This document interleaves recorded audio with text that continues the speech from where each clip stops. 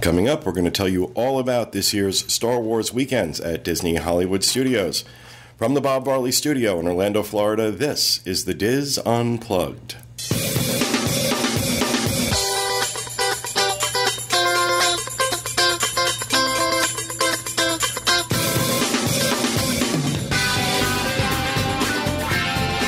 This is the Diz Unplugged, episode 706 for the week of May 20th, 2014. The Diz Unplugged is brought to you by Dreams Unlimited Travel, experts at helping you plan the perfect Disney vacation. Visit them on the web at www.dreamsunlimitedtravel.com. Hello, everyone, and welcome to the show coming to you live from the Bob Varley Studio in Orlando, Florida. I'm your host, Pete Werner, joined at the table this week by my good friends Sean Thompson, Craig Williams, and our special guests and good friends, Kim and Ian Glaubinger. And back in the production of All By Ian's Lonely is our producer, Dustin West, with way too much headroom on his shot. Oh, yeah, because we... Okay. So... Yeah, I should have tightened that up, but when Craig left, that's okay. Well, these are the things we learn. Yes. So, I'm sorry, guys. I had a race to get back in here. It was just kind of crazy for me in between shows. So they were wondering, but I just said shift change took longer than 15 minutes. Had a lot of people disappear. Yeah, it was, it's unusual that we have 3 people leave the table and 3 new ones come in between shows. Maybe they don't like me. Already we don't. Half the people left in chat, so you're good. Did it really? That's not true. No, I was just going to say. Double people came. We'll get rid of them now. Yeah, so I know nothing about Star Wars weekends. Oh my God, is this a Star Wars show? This is a Star Wars show. Oh, I thought we were doing Mary Poppins. Well.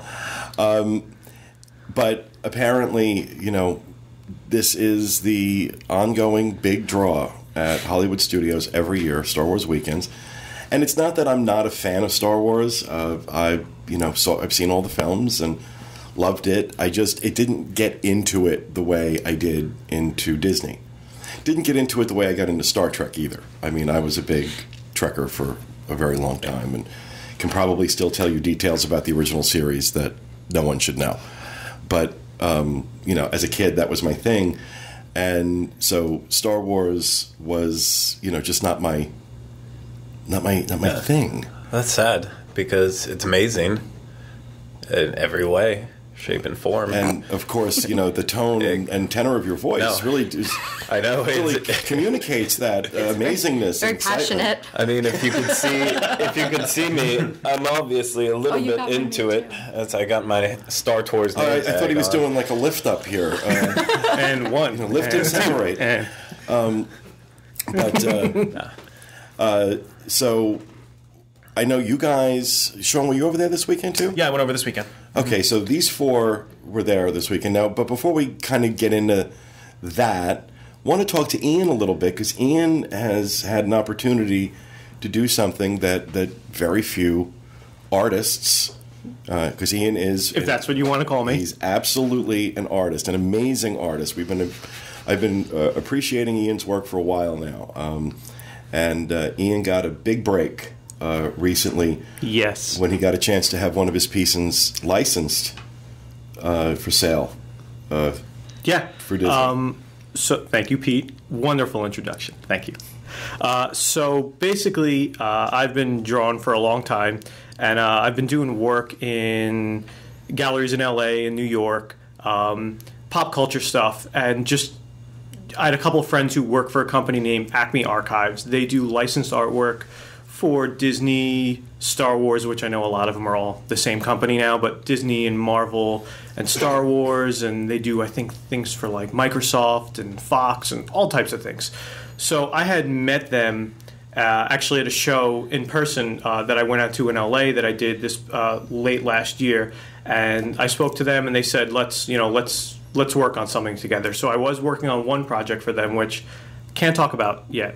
This is Acme Archives. This is Acme Archives, yes. My wife is my editor, too. As in most marriages. What you going to do? So I spoke to them, and I was working on one project for them. Again, can't talk about it, but you guys will probably like it if you watch this show.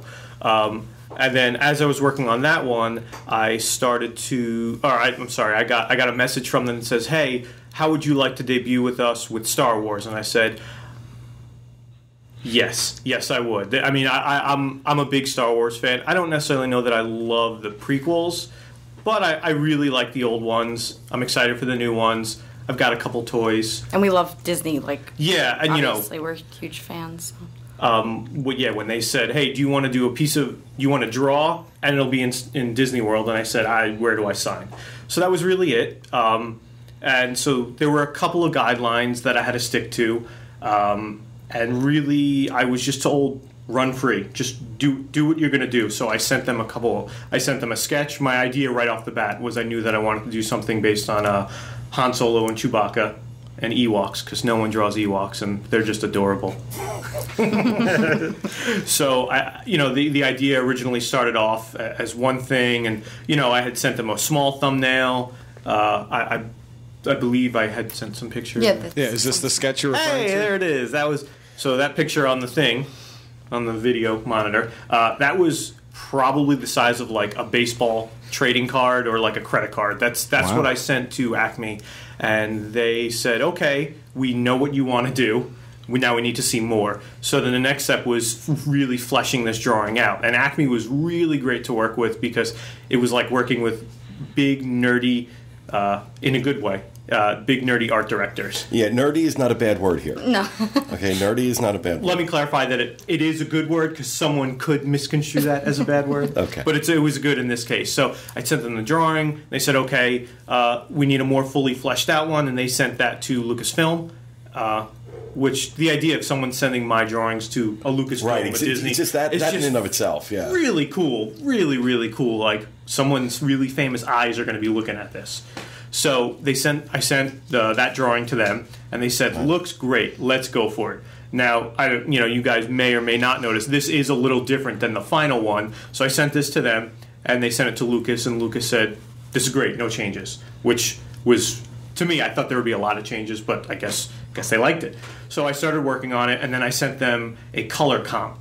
Basically, that sketch, just what colors am I going to use? So I originally sent one that was the colors on the monitors now. It was more green and earth tones, and I actually didn't love this one that much, and I'm so glad that they're like, we don't love this one either, because I wanted to do kind of green because Endor is full of trees and woods and stuff like that. So they said, it's okay, we don't love it. Can you try something else? So I said, okay.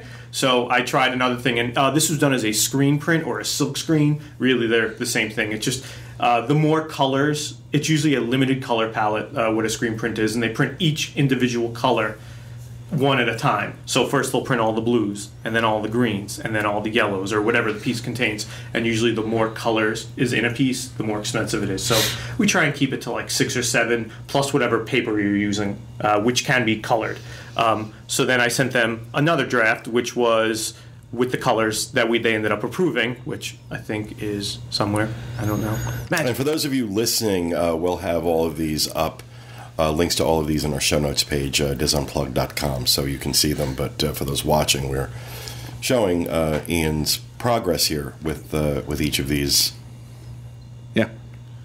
So, do you have one to show? No, it's up. It's up. Okay. And then Well, it's up there. It's not up where Hey, people can look see at it. that! So this was the more complete stage, and the trees and the ATSTs or AT-STs. I don't know. Craig, I'm looking at you. Come on, super Star Wars fan. Is it AT-STs or AT-STs? I would call it ATST. Yeah. I that's what I would guarantee you too. there are about 4 people watching that care. I'm done. So this one was more complete. You could see the colors have changed. One of the things that they said was the guys at Acme Archive said, move Chewie a little more to the side and him and Han closer together, like Charlie's Angels 80s action movie. I'm like, that's a cool idea. So that's really like the direction I got. And then They were really very interactive with you in the they process. were great because, and actually originally the piece was greetings from Endor because I wanted to be like an old school travel poster. And they said, Ian, we really like that idea and that's a cool idea, but that makes no sense. Here's why. That planet is full of battles and guns and robots and machines and people shooting each other. Who's going to want to travel there?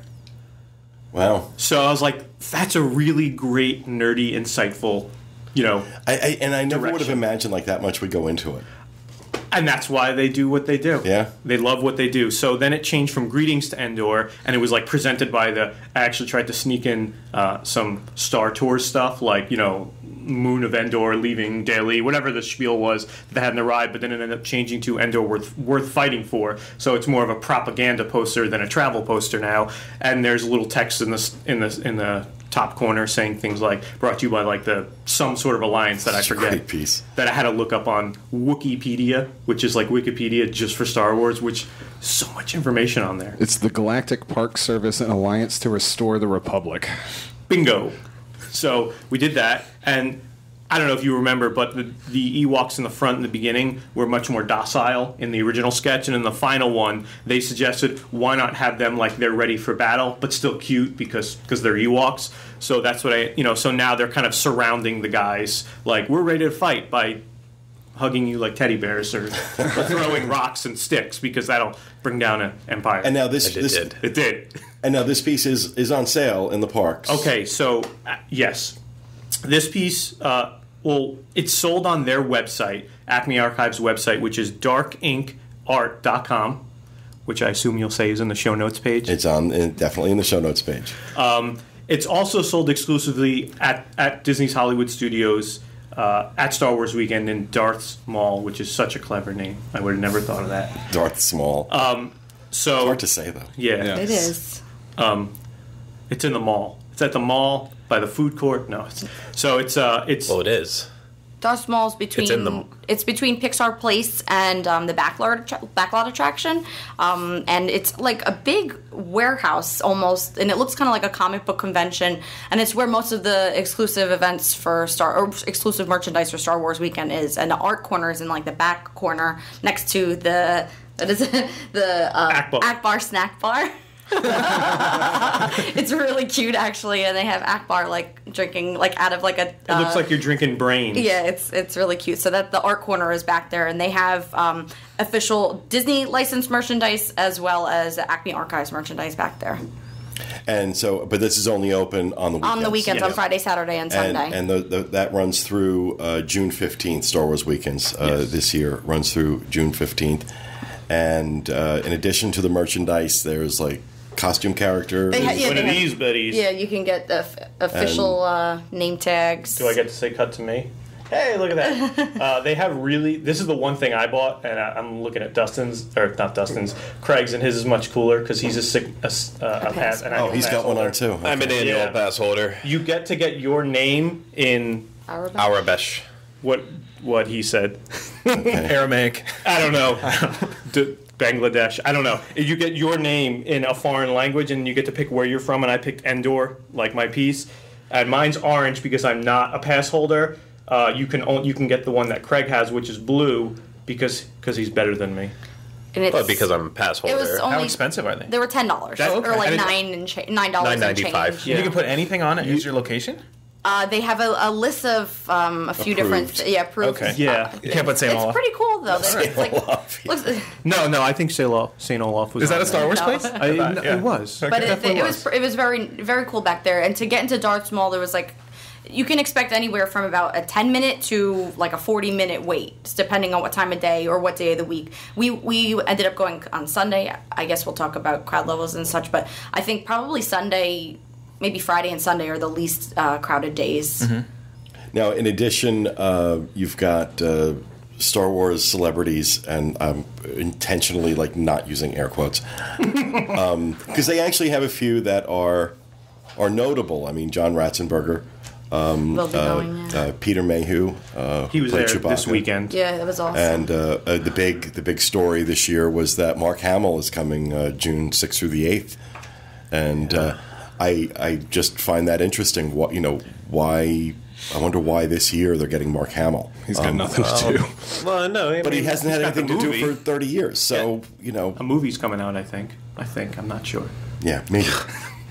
That's true. That's true. And they brought all the old ones back for the movie that J.J. Abrams is doing. Yeah, most of them. Not Lando. There's a lot of controversy Yeah. around that. Controversy. And then Wedge Antilles. I don't know what you're saying to me. I don't know the words that are coming out. Trust me, if people don't like my sarcasm, they're going to hate yours. On 3 more levels. Now, also, Jedi Training Academy, which is a regular event at Hollywood Studios anyway, also goes on during Star Wars weekends, but as you can imagine, much busier. And then Behind the Force, which I guess is a look behind the scenes. They kind of have several shows happen throughout the day. One of them will be Stars of the Galaxy, I believe it's the correct name. Stars of the Saga. Yeah, Stars of the Saga. At the Premier Theater, which is this event, it's just like a theater that I don't think I've ever been in. Where was it? It's right next by to... the Streets of America, back behind the Muppets. And everything like that, and Lights, Motors, Action. There was 3 shows there. I don't know if these will change out when the the celebrities change every week, but it seems like they probably have the same basic outline. Well, the Stars of the Saga, that one happens every week, and that's a talk show format. So whoever the celebrities are, they'll end up being on the show. And James Arnold Taylor, who voices Obi-Wan Kenobi in the Clone Wars animated series, and he's done voices for like a million other things too, not even Disney related. He does a really good Christopher Walken impression. Oh yeah. Oh no, don't. Don't. You're going to get him started. Well, this is a guy, actually, he has a video online of Right, how you to showed do me him, 100 voices in a minute. He's I'm just very saying that I've anytime never- Christopher Walken is mentioned, Dustin breaks out into a Christopher Walken. Yeah. Wrong Really? tone. But so he hosts this talk show with the celebrities. They talk about it, blah blah blah, and their roles in the movies and all that stuff. And then so like next week, Warwick Davis, who plays Wicket the Ewok in what set? He's in my print. He's in your print. Oh yes. my God. He'll be there, and he has his own special show because he's one of the bigger celebrities. Because he's also in Harry Potter as Professor Flitwick, and he's Willow. He's Willow. And Everyone. he has his own show. Ray Park, who plays Darth Maul, not to be confused with Darth Maul. He also has his own show where he does a lot of his choreography moves, and because that's his main thing. He's not an actor by trade. It's a variety show. He just kind of Spinning the plates. exactly on top of his lightsaber. The other person who has I can't remember who else has their show, but there's a couple other ones. Ashley Eckstein's really involved in it too. She does another voice on the Star Wars Clone Wars, and she does her universe clothes for girls who are nerdy. Yeah, those are pretty cool dresses they had back there in the Darth Maul. If I cared, but they were really nice dresses. They were really cool. I mean, I wish they made them in something I like because they were really nicely made, and there was a lot of girls wearing them. I was reading that this weekend the talk show was actually canceled because they said that there were audio issues, right? We saw the talk show. 2 nights in a row it was canceled. We watched that, and they said that James Taylor was outside doing talking to people and signing autographs. James Taylor, I don't know the other one. James Arnold Taylor. No, it was just James Taylor. No, Oh my God. Carly Simon James Taylor. I wish. He was outside talking to people about Star Wars. That would be great. Yeah, I mean, any show can always be canceled or postponed due to times. Sometimes the celebrities who they also have come, they'll do signings. Mark Hamill is not going to sit out in the hot weather and do a signing because for some stupid reason, they put all these celebrities right around Echo Lake. I saw that. In just little tiny tents. They must have made accommodations for Peter Mayhew because his signing was at the ABC Sound Studio and everybody else was at Echo Lake. So, and I know he's had some health issues recently, so it looks like they made some accommodations for him to have it at the ABC He's looking studio. unfortunate. Yeah, it was it was cool though. He was really excited. I think it was his 70th birthday yesterday. Yeah. So they he was in the Stars of the Saga and they sang like happy birthday to him and everything. And We sang happy birthday. yeah, everybody sang happy birthday to him. They brought out I a wasn't cake. very good. Congratulations. Well, it wasn't my birthday. That show, the Stars of the Saga, was actually really, the first 15 minutes was pretty funny. It kind of tapered off, but I highly recommend if you're a Disney fan, even if you don't like Star Wars, the Stars of the Saga was actually really good. I have fast passes for the John Ratzenberger weekend because that's the one big event he'll be doing, and then also the Mark Hamill one. But so I'll get to see it then. Is he in Star Wars? He is in Episode 5, I believe, as like just a background character. He was just an extra, but you know, He's the it's person John I'm most Ratzenberger. excited about. Yeah. He's been in every single Pixar film. I hope he does this as Abominable Snowman from Monsters Inc. Oh, he has I don't to. even I'm gonna want- bring snow cones. He's Cliff Clavin. Cliff Clavin. Who's that? He rolled in Jeopardy. Well, that's if there are any ones that I would go and see, it would be John Ratzenberger or and Mark Hamill. Yeah. You know, that when they get, I'm sorry, forgive me, but they get these voice actors from animated. Yeah. What? I'll tell you this: people were still excited about them. Yeah. Yeah, but how? It just feels to me like bottom of the barrel. That this is like these are the. This is the lowest rung of the Star Wars universe. To be frankly honest, it is in some occasions, but a lot of times these people, they're coming and, if they don't live close to a place that has a sci-fi convention or anything like that going on, they may never get to see some of the more popular ones. So this is a chance for them to get. I can't judge other nerds of other disciplines, being a Disney nerd. So, but I do anyway. I agree totally with the celebrity issue, though. I don't think they should be called celebrities. They need to be called Higher tax bracket. higher. I don't think that's always. the case. Slightly. I think that obviously whatever they do right and they do well because they wouldn't be so popular. I mean, it's enormously popular. Let's talk about the crowds this weekend. How crazy was it? We went on Sunday because we knew that Friday and Saturday were going to be very busy. It was okay. It was probably the busiest I've seen Hollywood Studios in a very long time. Which was nice. Yeah, it was cool. I guess a good thing to tell people, if you don't care about Star Wars weekends, stay away from that part absolutely. Friday, Don't Saturday, go and Sunday. if you're not going for Star Wars weekends. But and I think Friday probably is going forward not going to be such a busy day. But since it was an opening day, it was I heard it was pretty busy, and they had that opening event night on Thursday night. You had to pay it to get into to Darth Maul. But Sunday was okay, but the crowds were pretty big, and people were lining up to see the It was mostly to get pictures with characters and the celebrities and stuff like that. So if you're doing other things, it wasn't, as busy. We tried to go into prime time. We just tried to walk up to prime time. That was, not going to happen. But that's not going to happen anyway. Food was hard, but there were lines, but bearable. We got there at like 11, 11:30, and we said, "When's the next time you're available?" And they said, "How does 8 o'clock sound?" Yeah, 8 o'clock today. Crowds were okay, but we got around to a lot of these events, not signings or characters, but the talk shows and whatnot without fast passes. We walked right up to. We went a little early to go to the premiere theater for Maybe the 30 Stars minutes. of the Saga. Not even. We watched the motorcade, which we got to talk about. We didn't need a fast pass for that. That was, we just stood right on the street. And The motorcade in general is the busiest thing that happens during the day at Star Wars weekends. Well, it's because it's a chance to see all the celebrities. You get to see. I feel like we have to do air quotes. We'll add that in post-production.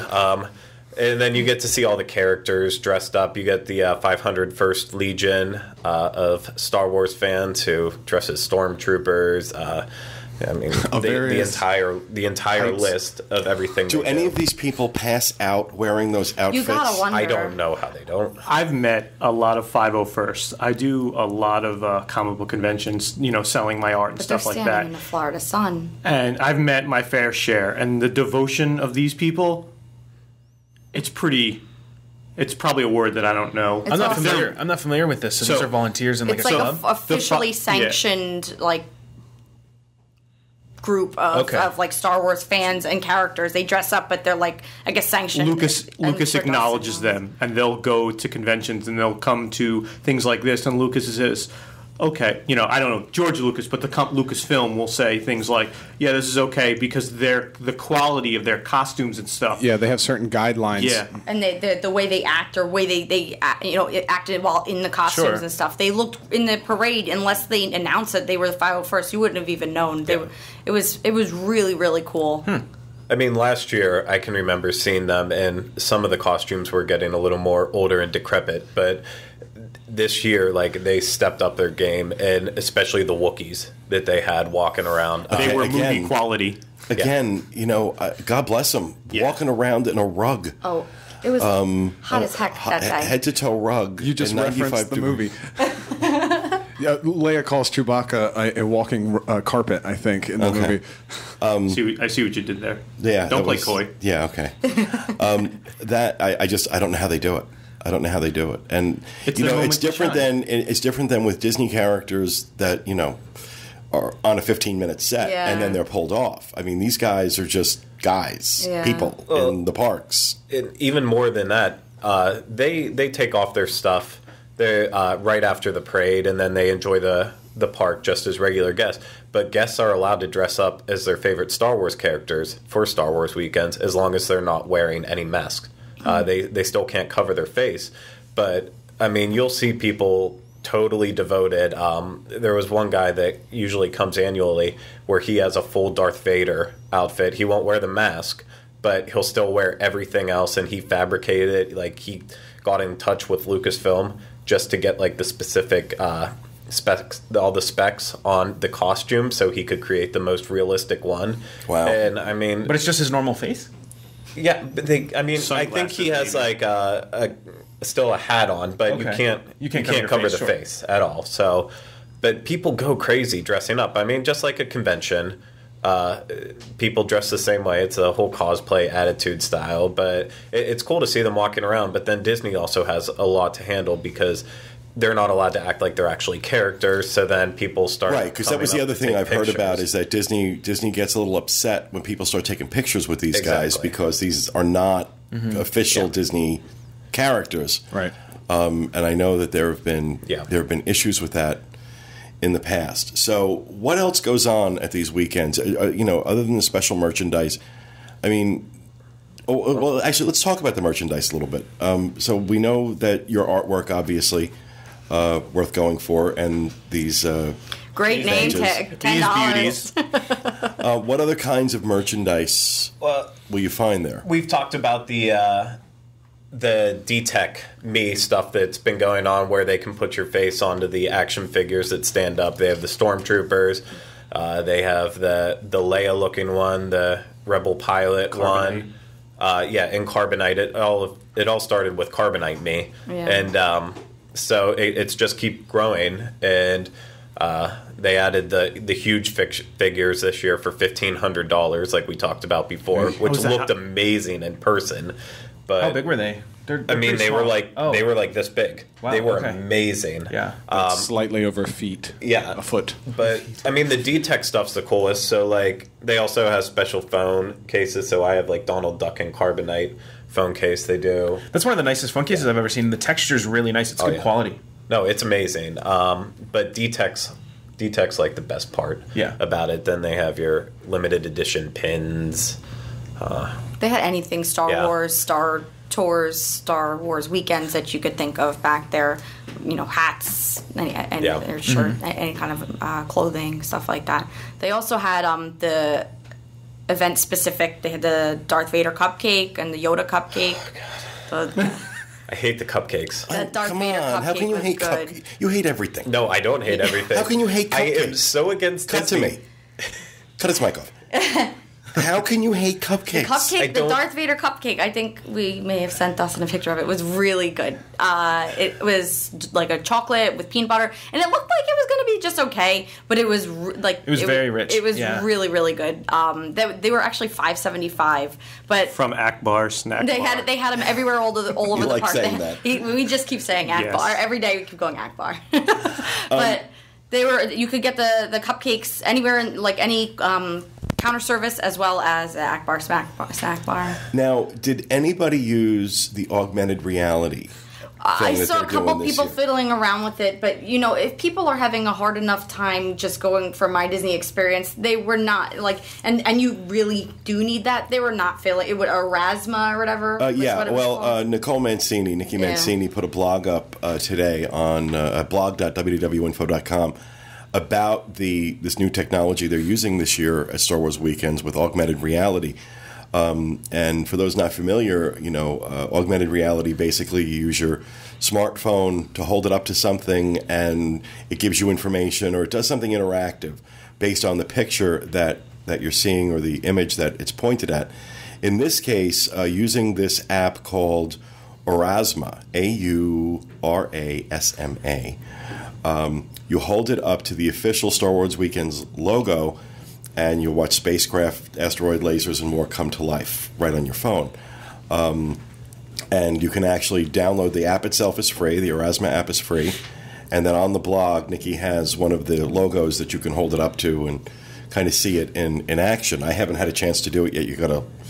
I downloaded the app. I haven't signed up for the service yet. But it looks kind of like one of those lenticular posters you'd see at the movie theater. When you kind of look one way, it moves, and then you kind of move the other way, and it kind of moves with you. You see them in like kids' books where like a cheetah running or something. Right. I saw one person trying to use it when we were waiting in line for Darth Maul. I didn't really. That's the problem with it. They have a lot of the stuff that you can use with it in line for Darth Maul, but so that'll slow down the line to get into it. And whenever you're waiting, why don't they ever think of that? Whenever you're waiting a half an hour in the sun and then you finally get inside and you just want to get in before your line gets to an hour, and then everyone stops the line so they can take a picture and see what it's like with the augmented reality. Well, one of my park peeves is at Buzz Lightyear's Space Ranger Spin. They have the animated Buzz Lightyear right before you get onto the ride, and everybody stops there to take pictures. And it's like you've been waiting online, especially now. The standby lines for that can easily be an hour. You're waiting an hour, and you have to wait. And one of the reasons you're waiting that long is because people are taking 20 minutes to take a picture with Buzz Lightyear. I don't know why they do that. I mean, but I do notice that when it's busy at the Magic Kingdom, they put a curtain over Buzz Lightyear. So Really? I never noticed that. The Shroud of Buzz, yeah. Pay no attention to Buzz behind the curtain. But so I mean, the augmented reality sounds cool, but it just sounds like a gimmick. I think it's a nice bonus little thing, but it is a gimmick. Like that's just it. You're not going to go there just for that. It would be one thing if it was more of like a heads-up display augmented reality that's kind of telling you where to go or something interesting about the event. Or to me, the only thing that I literally remember about it was sponsored by HP. Right. That's all I remember. I don't remember anyone actually using it or going, "Oh, that's cool." It goes, "Oh, there's a big HP logo." Yeah, but it could be cool. Yeah. I guess What are you going to do? Okay, well, no, actually, the blog is showing some certain background scenes where you stand in front of the background scene and then Those were in line. Oh, okay. Exactly. And that's so it's with Chewbacca showing up in the scene. Okay, that's and pretty then cool. people get frustrated if you try to move around them, and they're like, "Well, no, you can't skip in front of me. I was just taking my picture for a second." But people don't realize one picture in 1 second actually takes about 30 seconds total. Exactly. 30 seconds, my word. So Wow, Craig's getting all worked up. I am. There I'm was getting very worked up. they had on Hollywood Boulevard when we first walked in before the motorcade. They had stormtroopers. Just like right at the beginning of Hollywood Boulevard, and they were like looking down at everyone. That was really cool. They always do that. Yeah, that's always cool. They definitely, the stormtroopers definitely stole, like, I want to say the whole day. They were really funny. They were on the stage under the hat. There was a stage set up. So they did some little banter back and forth there. And also the fireworks show that they do for Star Wars Weekends, pretty impressive. It's very impressive. So there was a lot of controversy surrounded about it in the Disney nerd world because they were taking away Hyperspace Hoopla, the dance show that always happened at the Sorcerer Hat stage. I always hated Hyperspace Hoopla. I would watch it, but I didn't enjoy it. I hate new music. I'm kind of ornery against it. But You said hate like 100 times. Yeah, hate 10 minutes. But no, I didn't prefer that show. He hates music. But so now they replaced it this year with the Symphony and the Stars fireworks show that has taken place at the May the 4th Be With You event, and then I believe also at the paid event that happened whenever Star Tours was closing down. It was like the last time you could ride it, and celebrities were there. They did the fireworks. So they have celebrities. So they have the fireworks show, and it's amazing. It's 6 minutes long. It has a bunch of John Williams music set to the background. So thanks, YouTube. So yeah, it's amazing. It's just Star Wars and fireworks together. Who would think that would be bad? But before the show, they also do a special little kind of a nod to Hyperspace Hoopla because of people were upset by it. They still bring out all the characters on stage one at a time. Like they'll do versus the Jedi, and then after that they'll do bounty hunters, and Boba Fett comes out and starts shooting stuff, sparking left and right. So, but just generally speaking, though, if you're not like really into Star Wars, this isn't for the casual Star Wars person. No, you know what though? I still enjoyed the day. It was something different, as a Disney Parks fan, I still enjoyed the day immensely. Really? Tell them what movies you've never seen. I've never seen Star Wars. And tell them if you liked it or not. I loved the day. It was really good. Not in the Okay. same boat as Kim. I really liked it. I just want to understand something, though. Being that she's never seen the movies, you married her anyway?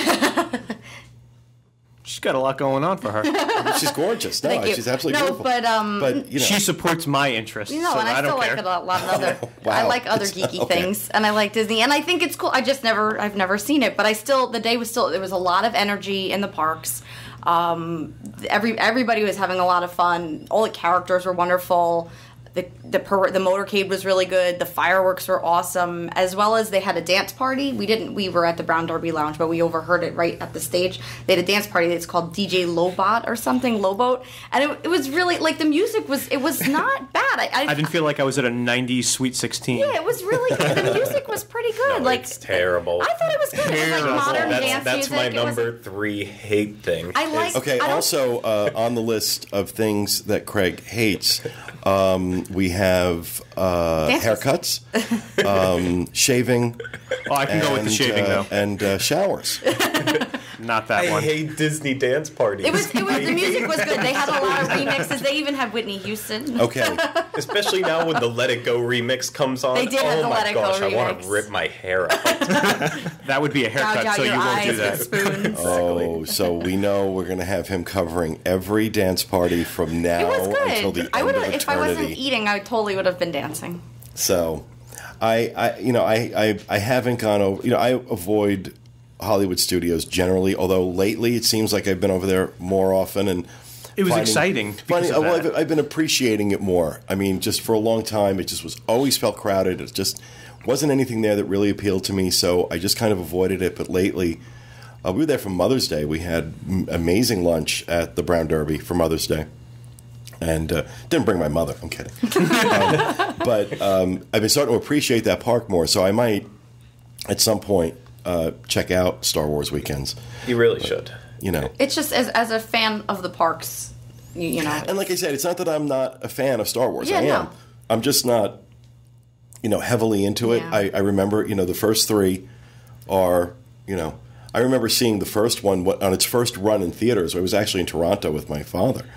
Was where I saw the first one, and just loved it, and loved the 2 after it. The prequels I hated. I just despised them. I thought they were horrendous. How bad they were. I love them. I'm taking a page from Craig here. Shaking your head no. But I mean, it's interesting though that you say that as somebody who's never seen the movies that you still like the I day. appreciate all things Disney now that this is in the Disney universe as well. But it was definitely really cool. What's cool, unfortunately, Hollywood Studios is like a shell of what it used to be or what it could be. But this kind of perked it up a little bit, and there was spaces that aren't usually used that were used for this event, and it'd be great if they could use that like regularly to do something. Well, I think you're going to see probably over the next 5 to 7 years. I think there'll be some investment in Hollywood Studios. Yeah. Nothing's been officially announced, but I think it's a foregone conclusion that some kind of Star Wars land, at the very least, is on its way to Hollywood Studios, and I think that'll help breathe some life into it. It needs to. Do you think they could sustain this interest year-round with a Star Wars themed land? I think that's going to hinge largely on how successful the new movies are. See, I don't even agree with that. I think they could build whatever they want Star Wars, and it is still... You automatically have a built-in audience. It's still going to be fine. It's just one of those timeless movies that it's always going to be around. The same thing lately we've been seeing with Wizarding World of Harry Potter. Is that going to run its course? It's not, because the books are timeless and the movies aren't half bad either. Star Wars isn't... It's never going anywhere as long as we're around. So Disney would be a fool to not invest in it, because it's always going to be here. People are always going to love it. I'm being told by my producer that we have a video. Yeah, Craig put together a kind of an overview of Star Wars weekends. Oh, we probably should have started with that. I thought It's not everything. I didn't get to see everything, obviously. Busy all the time. But it's a He was secretly eating cupcakes. Yeah, I was eating cupcakes and crying during dance parties. While getting a haircut. Well, not getting a haircut. Shaving. And shaving. And showering in popcorn. And specialty drinks. The dark side of They the had Force. specialty drinks. Now, Sean, you're remarkably silent. Yeah. What's your take on Star Wars weekends? I mean, Okay, so I'm in the same boat as Kim. I'm not a huge fan of the movies. I don't even know if I've seen them. I think maybe when I was a kid. I think I would appreciate them. But I agree that as a Disney fan, there are things to enjoy there. There are also a lot of little details. So one of the cool things I really thought that they did was above the stage that they have set up in front of the Sorcerer's Hat, they have a rig, like a lighting rig, in the shape of, is it the Millennium Falcon? The Millennium Falcon? Yeah, so they have, it's just a cool detail that not many people would notice, but it's just like kind of the effort that goes into this whole event, that they do little things like that. So I think that's cool. And you're right about the spaces that normally aren't used, like that theater. Like you didn't even know existed. Yeah, exactly. I'd been there a couple times, but for special events. Yeah. Yeah, it's neat to see places that you've never seen before. Exactly. In a Disney park that you're usually pretty familiar with. I wanted to add one thing that we don't forget. Kim and I, when we went to go see, what was the name of the show again? Stars of the Saga. Stars of the Saga. If it starts at a hypothetical 5 o'clock, the show will go actually sort of kind of start at, say, 4:45. It started. We found because the Stars of the Saga actually officially started at 3:30. They said, but they started a pre-show at 3:15. That was actually really good. Make sure you are there at least 15 minutes early. We don't want to give it away, but I think the pre-show was better than the actual show. Really? Yeah. There was some. It was just fun. Just go see funny. it. Just go see it. And again, we didn't have fast passes or understand it or whatever. We just got there a little bit early and walked right in on a standby line and got pretty good seats. So do that. I also want to make sure that I mention that Kim and Ian are not just here because of Ian's artwork, but also because they won an auction at last year's Delaware meet for to be here on the show. I think they spent $400 on a banana box and duct tape. Yeah. My cat sat in the box. Yeah, for our a cat minute. sat in the box. We won. There was a live auction at the Delaware Disney in November, and for an empty box and duct tape because it was like a Bob Memorial box, and there was Bob like banana boxes. That's what Corey always says. Banana boxes and duct tape. So there was an empty box, and really no one was bidding on it. So Pete said, "Okay, whoever wins this auction gets to come on the show next time we come down." And we're like, "Oh, I guess I gotta." And then I kept going higher. I'm like, "Oh, I gotta do this. I've been listening for so long." So we won. And now here you are. Then here we are. And at that point, you had no idea you were. Yeah, going we to be did. doing We actually. it. So it just turned out to be a really great coincidence. We really wanted to, being such huge fans, we have to see Ian's art in the park. This is like the pinnacle of everything we wanted to do. So. Yeah, actually, we didn't even talk about that. The only reason I came down was to stand next to it and just inch closer and closer, and then someone will go, "Hey, guy, why are you standing there?" I go, "Funny you should ask." But actually, it sold out this weekend, so I didn't even get to do that. Awesome. No, but they will bring. It's sold out for this weekend. Yeah. They will bring more for next weekend. Okay. But there's the possibility that they can still sell out completely, but they're going to replenish the supply next weekend. Yeah, they have an allotment for each week, and I actually, when we got there on Sunday morning-ish, we walked in as the last one was being sold, and I took a picture with a guy.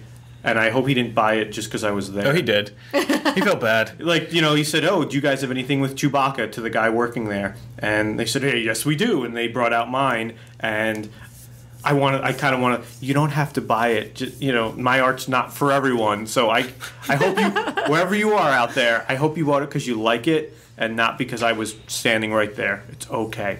But he bought it and it was cool. And yeah. And that's, I just, I love that part of this story. Yeah. That, this is, your passion, obviously for art, for drawing, for Star Wars, for Disney. Mm-hmm. All of those things being able to come together in one place. As somebody who's had that experience in his career, and knowing what that feels like, mm-hmm. It really makes me happy. Thank you. To see that happen for someone else. And I can't wait to see what else you get to do, because I'm sure you'll get to do many, many, many things with Disney, for Disney. What are you... I'm sorry, before we go... No, I'll read it, okay. since I've been laughing about it for the past hour. Ian got the best compliment I've ever heard. Yes. He looks like a more attractive John Lovitz. The worst compliment. Was that Jillian? Hi, Jillian. That was Matt in chat, and it's been cracking me up. Matt Whitmer? No, Matt. Yeah. Oh well. Matt Well, you know Whitmer. what? It stinks. Wow. Okay. Thanks.